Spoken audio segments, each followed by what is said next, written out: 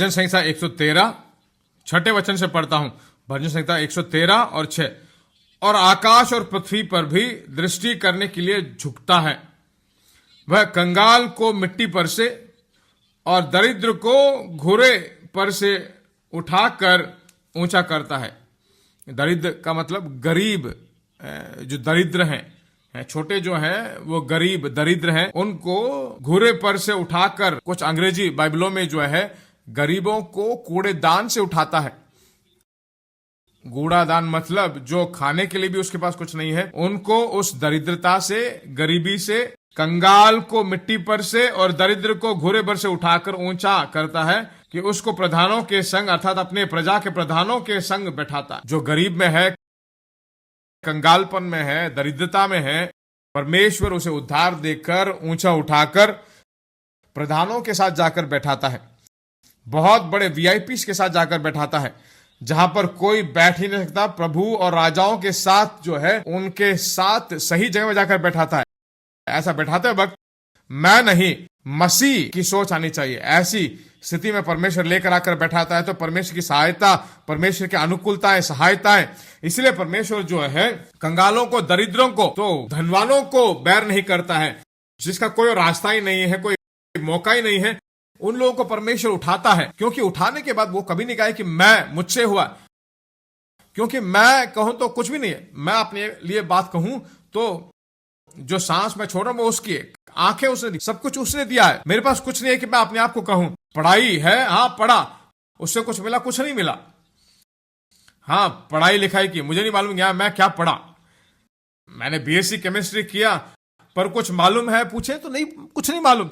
उस पढ़ाई ने मुझे नहीं बढ़ाया, परमेश्वर ने जो बुलाया था मुझे, वह मुझे बढ़ाता है। तो मैं अपने आप को क्या कह सकता, कुछ भी नहीं। इसीलिए कंगाल को मिट्टी से प्रधानों के साथ बैठाता है। प्रधानों को उठाकर रोड में बिठा सकते हैं, उनको छुड़ाए नहीं बल्कि एक जगह ले जाता है, भरपूरी की जगह, संपूर्णता की जगह में जाकर बैठाता है।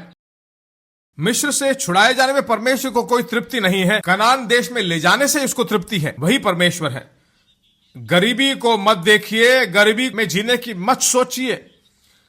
आज बहुत सारी कलीसियाओं में 20 साल से कलीसियाओं में जाते हैं, 30 साल से कलीसियाओं में जाते हैं, फुल गॉस्पल नहीं सुना है। सिर्फ नाम फुल गॉस्पल चर्च है, फुल गॉस्पल सुना तो नहीं सुना। 20 साल से जाते हैं, फिर भी गरीबी में है, बीमारी में रहते हैं 20 साल से। और बीमारी में रहने वाले लोग क्या कहते हैं, ये बीमारी मेरे लिए अच्छा है। जिस दिन मैं बीमारी में आया तो मैंने परमेश्वर को पकड़ लिया। तो बीमारी क्या है, अच्छी है ना, भलाई है ना, परमेश्वर से मिलने के लिए मौका मिलता है ना। मैं गरीबी में था, दरिद्रता में था, खाना नहीं था, उस समय मैंने बहुत उपवास डाला और परमेश्वर को खोजा, इसलिए अच्छा है। देखिए परमेश्वर बहुत भला है, तुम पर अपनी आंखें रखकर तुम्हें आलोचना देता है, अपने आंखों के इशारों में चलाता है। वो अलग बात है ना, बच्चों से हम बोले अरे तो वो समझ जाएगा कि क्या बोलना चाहते हैं। पति पत्नी से कुछ पूछना चाहता है, एक सिग्नल दे तो उनको मालूम है, पूरा हिस्ट्री उनके अंदर उत्पन्न हो जाएगा। उनका प्रकटन यह है, हिस्ट्री उन्हें मालूम चल जाएगा, अपने आंखों के इशारे पे ही बता देंगे। मेरी बात समझ में आ रही है आपको? परमेश्वर हमें ऐसा ही इशारों में चलाता है। अगला वचन बताता है, तुम मार खाकर कभी ना सुधरने वाले उस गधे की तरफ मत रहिए। अगला वचन बताता है, पहले आंखों के इशारों में चलाता है, अगला वचन पढ़ोगे तो मार खाने से ही सुधरोगे, तो उस जानवर की तरह, उस गधे की तरह मत रहिए। जानवर को तुम इशारों पर बोलिए, कुछ करेगा? कुत्ते को देखकर बोलिए क्या करेगा? उसको कुछ नहीं मालूम है जानवर क्या करेगा। उसको 4 बार मारने से वो मुड़ेगा। मैंने कष्ट झेला, बीमारी में रहा, तभी परमेश्वर को ढूंढते हो। तो मनुष्य की तरह नहीं जी रहे हो, जानवर की तरह जीकर तुम सुधरे हो। हर वक्त यहोवा है, कष्ट झेलने के बाद सुधरना। हाँ सुधरे, ऐसा सुधरना नहीं, ऐसा नहीं सुधरना। भरपूरी में रहिए, परमेश्वर बड़ा है, गरीबी में जीने वाला नहीं है, गरीबी में हमें नहीं जीने देता है। उसके द्वारा कुछ भी नामुमकिन नहीं है। चट्टान से भी पानी लेकर आएगा। निर्जल देश में जो है वो तुम्हारे लिए पक्षी भेजकर तुम्हारे पेट को भरेगा। क्या तुम्हारे समस्याओं को सुलझा नहीं सकता? तुम्हारे खालीपन को भर नहीं सकता? तुम्हारे आर्थिक रूप से तुम्हें भरपूरी में नहीं करेगा? निश्चय रूप से करेगा। पढ़कर देखिए, विश्वास करके देखिए, भजन संहिता 78 को पढ़कर देखिए। 19 में पढ़ते हैं, निर्जल देश में क्या वो हमारे लिए पक्षियां भेजेगा?